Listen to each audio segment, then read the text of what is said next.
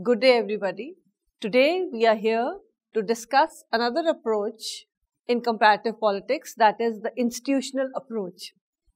The objective of this lesson would be to know about the institutional approach, to know about the traditional approaches, to know what is an institution and how an institution becomes a political actor, how institutions are always in a state of flux, and to know the difference between the structural approach, structural function approach, and the institutional approach.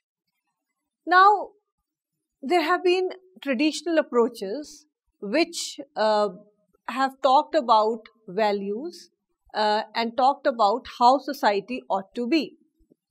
There are many traditional approaches. We can count the historical approach, the legal approach. All these approaches can be classified in the traditional approaches.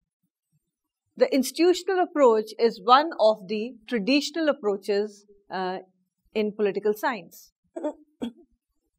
The traditional approaches believe in the goodness of man. They believe in the goodness of the society. The traditional approaches advocate values and the implementation. They believe in the eternal ideas of rationality, happiness, thinking about the other person, not thinking about one's petty interests, and the traditional approaches are dominated by history, philosophy, and law. Society should move towards a certain set of ideas. They advocate what a society ought to be. They advocate what a good society ought to be and how we can move towards that ideal.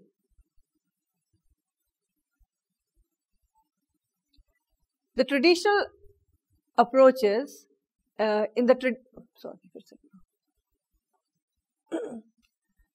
are various meanings of traditional approach and the institutions.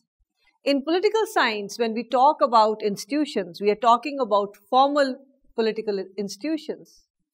The biomedical viewpoint is taking data from the hospitals, analyzing it and reaching some conclusion. When we talk about education, it is talking about analysis of various school boards, the university results, analyzing them and reaching a conclusion. When we talk about sociology, we study about the evolution of various institutions, how they have evolved over a period of time, and why the institutions are what they are.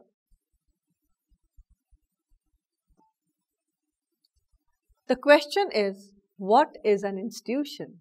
We have to first understand what is an institution, we have to understand its meaning, and then we can understand the institutional approach. An institution is a formal organization. It has an hierarchy.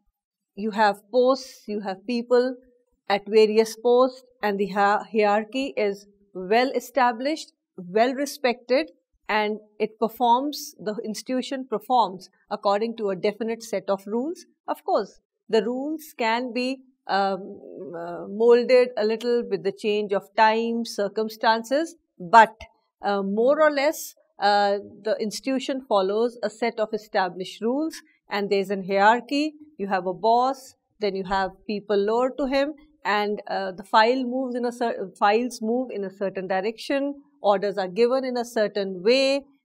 Decisions are taken after discussion, deliberation, and taking all the rules in mind. The members interact on the basis of special particular roles, as I have already told you, that because there is a hierarchy, every member has a position. He occupies a chair. The chair has certain privileges, it has certain limitations. So, we can say the institution has public status. It is recognized by the constitution, by the political system, by the people. From the side of the people, there is respect. Why? Because the institution is a formal organization and members perform their roles within an organization. They interact with each other. Rules are framed, rules are passed, decisions are taken, after the due process of decision making. The process of decision making is very, very challenging. It is very interesting. It is very informative. It is very progressive. And then the rules come out of a formal organization, which is called an institution. Now, according to Rod Haig and Martin Harrop, they say an institution is an organ of the government which is mandated by the constitution of the country. Now, the constitution of a country is a holy book according to which the political system is run. The government, the opposition, the various political parties have to adhere to the writ, to the orders, to the mandate given by the constitution. So, an institution is a formal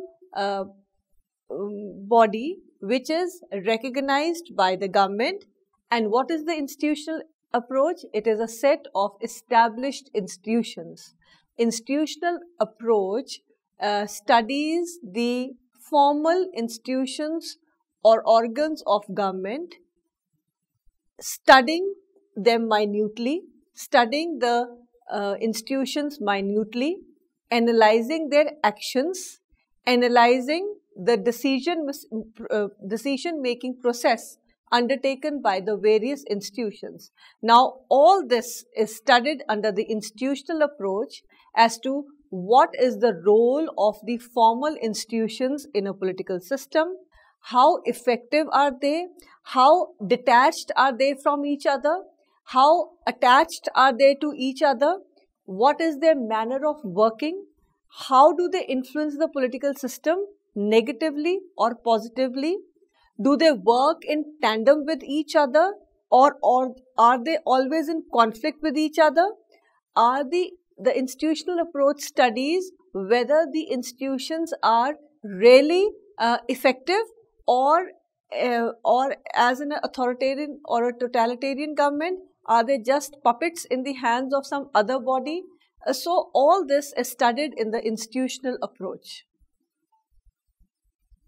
Now, which are the formal institutions of government? Well, they are the legislature, executive, and the judiciary. Now, the institutional approach studies their mutual relations, as I have already told you. It also studies their functions, comparing them with each other as to how they are similar or they are different. Now, the institutional approach also studies minutely, analyzing them, their functions, comparing them, and it also studies if their actions are similar, why are they similar, and if they are different, why are they different. So, the institutional approach studies the formal institutions of power, that is the legislature, executive and judiciary, in great detail, analyzing them, dissecting them to an extent to understand how they affect the political system of a country and how they are in turn influenced by the political system of the country in which they operate. Now, institutions are set of agencies or offices, as I have told you before, and I am telling this because this point is very important.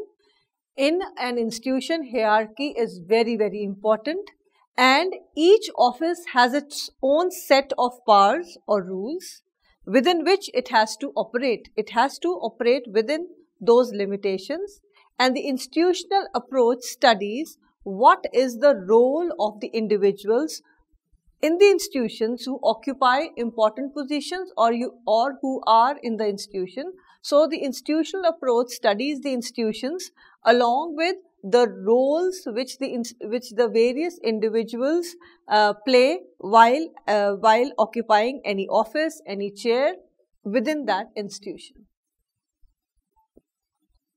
Now, sometimes there can be instability in the political institutions.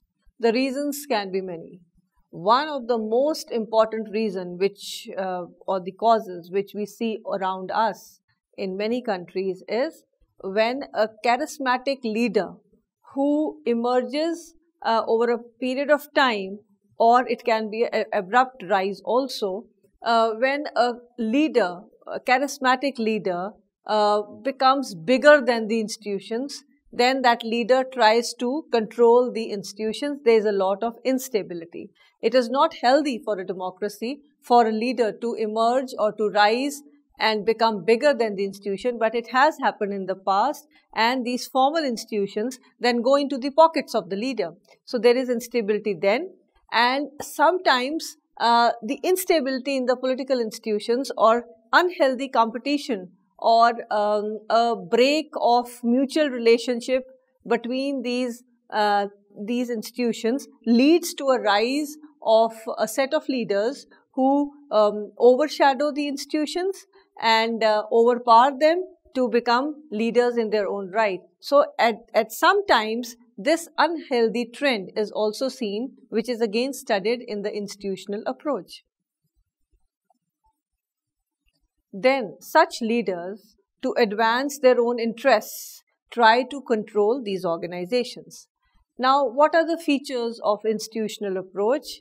It studies, the approach endeavors to study the powers of the various institutions. The institutional approach also studies the rules of the various institutions. All the institutions are formed because they help to satisfy the various needs of the human society.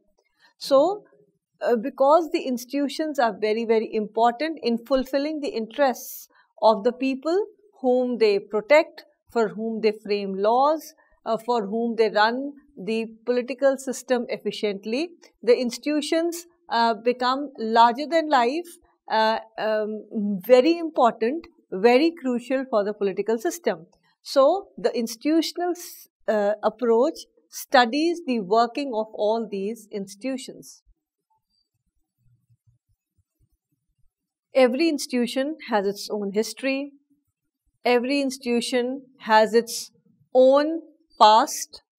So, the institutional approach studies the norms of the institution. It studies the past of the institution, the functioning of the institution in the past, present, and how it will act in the near future. Institutions evolve over a passage of time. They throw away whatever is obsolete, whatever is redundant, and they imbibe the new, because each country has a new generation coming up, which has its own aspirations, which has its own needs, it has its own expectations. So an institution has to evolve to satisfy the new generation, every new generation which takes birth, studies in that political system, become voters. That generation, they become voters, then they become very crucial as citizens of the country. They start participating. So every institution has to be in tandem with the generation. Otherwise, the generation would take it as a redundant institution and keep it aside. So an institution has to evolve to keep in step with the changing, with the ever-changing needs of a generation after every 10 years, after every 15 years. So, the institutional approach studies the behavior of institutions, how the institution is evolving, how they are adjusting themselves with the changing times, and studies the framework which is taken, which is adopted for the decision-making process, and ultimately the decisions. Institutions are very important political entity. They maintain stability in a political system. They predict the course of events. If they cannot predict the course of events, they play a very important role in paving the future for the respective political system. It is an organization in which positions of the people are very, very important, because people are the political actors and the institutions also take up the role of political actors.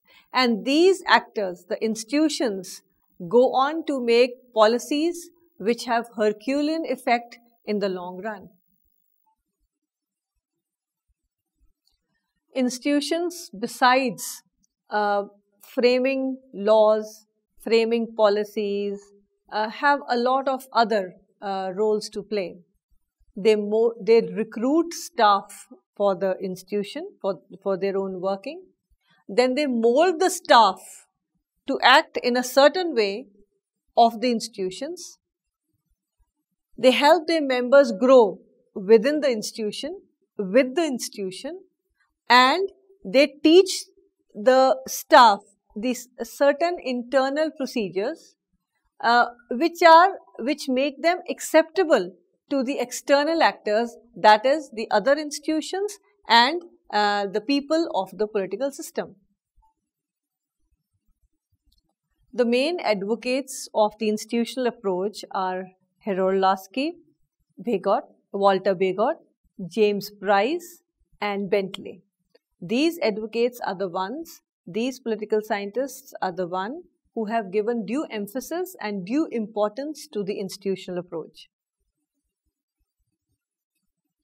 Institutions are taken as superstructures. They are mobile, they are flexible. If they are rigid, there are chances of their breakdown, their non-acceptability by the people of the political system. They can have short-term as well as long-term influence on the political system, not only of the political system, of the respective political system, but of the political systems, but on the political systems around the political system in which they are operating. The institutions modify the behavior of individuals. They give options or they give choices to the people to behave in a certain way. They make rules for the people, and in the process they lead to sometimes overwhelming changes in the political system.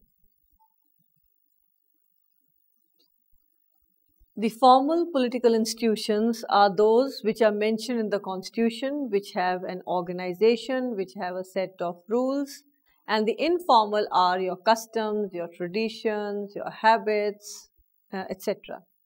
Now, institutions have a legal identity because they have the stamp of the Constitution, they are well organized, they have a public status, and under the institutional approach, we study only these institutions which are specified in the Constitution. Political institutions are studied as to how they govern the society. They are studied in a way, what is the distribution of authority, how does the institution use force, how does it use coercion to its own advantage. The institutions are studied in relation to the other political units as well as to the other political systems. Institutions affect and shape the behavior of human beings in the social, economic and political field. Institutions are the result of a lot of changes, but it is the institutions which are the cause of the growth of development of the society also. It is the institution which pushes and pulls the society, the economic system to the future by making very effective laws, implementing them and seeing to it that the laws are properly implemented. So it is the institutions which herald in lot of changes which take the society from one level to the other level. That is why a very famous sociologist, Emily Durkheim, has called the institutions as scaffolding of the society. Institutions are the structures on which the bricks for future progress, future growth are kept, and the society moves from one level of growth to another higher level of growth, and this all is done by the institutions. This all growth, the rate of growth, the experience of growth, all is taken care of by the institutions. An institution can be set up for the larger section of a society, or it can be set up for a particular section of the society. The main point is that it is within these institutions that decisions are taken. It is these institutions which shape the behavior of people.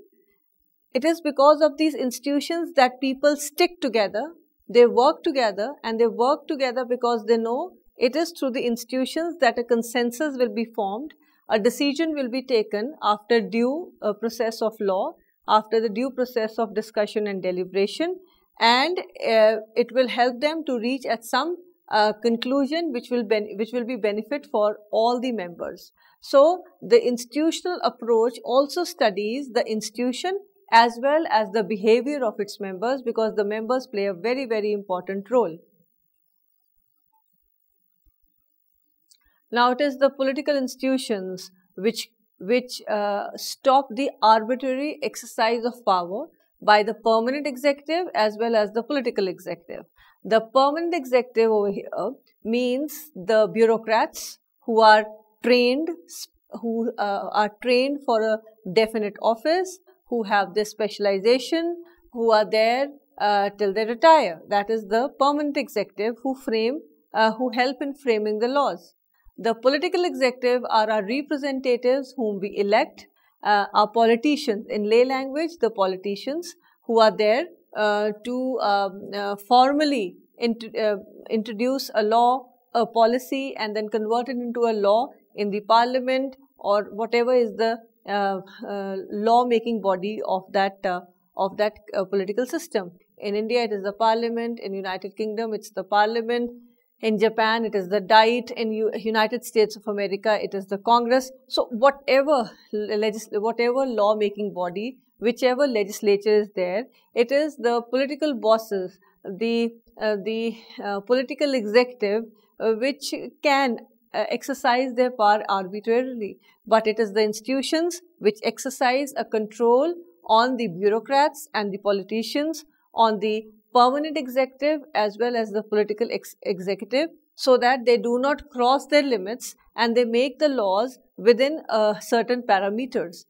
Now, it is the institution which distributes property rights. It is the institution which decides the state power and the powers with in the private hands. So everything moves according to the rules set up by an institution which is given to it by the constitution of the country.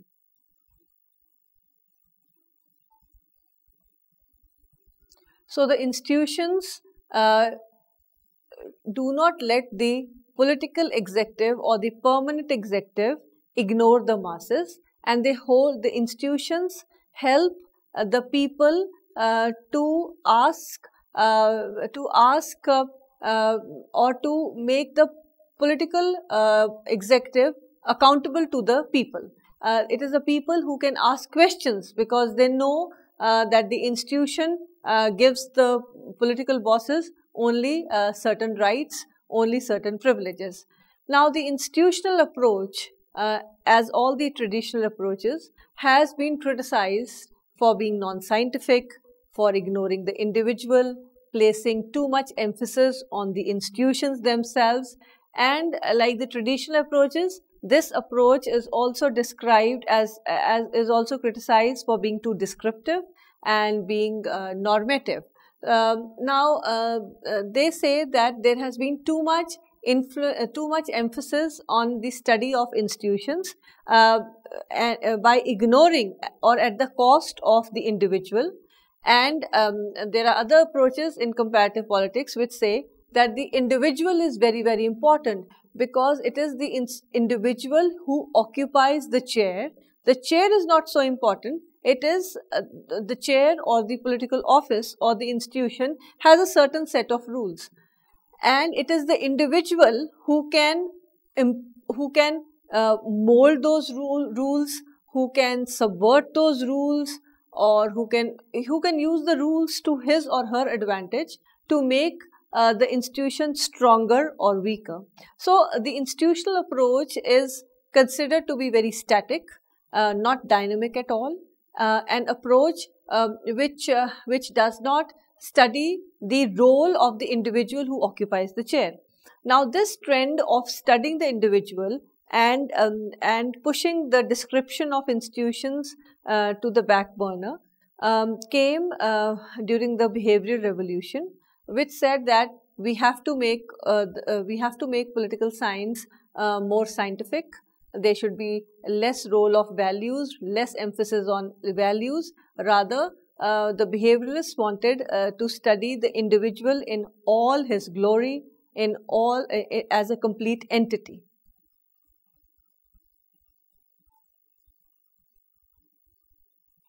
So, from the 1960s, when the behavioral revolution started in the United States of America, there was less emphasis on the study of description of formal institutions, and there was more emphasis on studying the actors, that is the individuals. We can summarize by saying that the institutional approach studies formal institutions. It also studies those institutions which have less secure constitutional basis, like the bureaucracy, the political parties, etc. So, we can conclude by saying that despite the criticism which says that the institutional approach is very idealistic, very static, we can say that the institutional approach holds its own ground because it talks about an idealistic situation. It studies about the formal organizations of power, formal organizations of government, that is the formal institutions, the legislature, executive, judiciary, which have their own do's and don'ts, which have their own rules, which take decisions in a certain way, and they study what, as all the traditional approaches, they emphasize more on what ought to be than what is. But the institutional approach emphasizes on the study of institutions as a very, very effective formal organization of power. But the only drawback is there is little connection, or there is a break between theory and research. But nevertheless, we can say that for many, many years, the institutional approach was studied with great elan. It was studied to understand the institutions which are one of the foundation stones of any political system.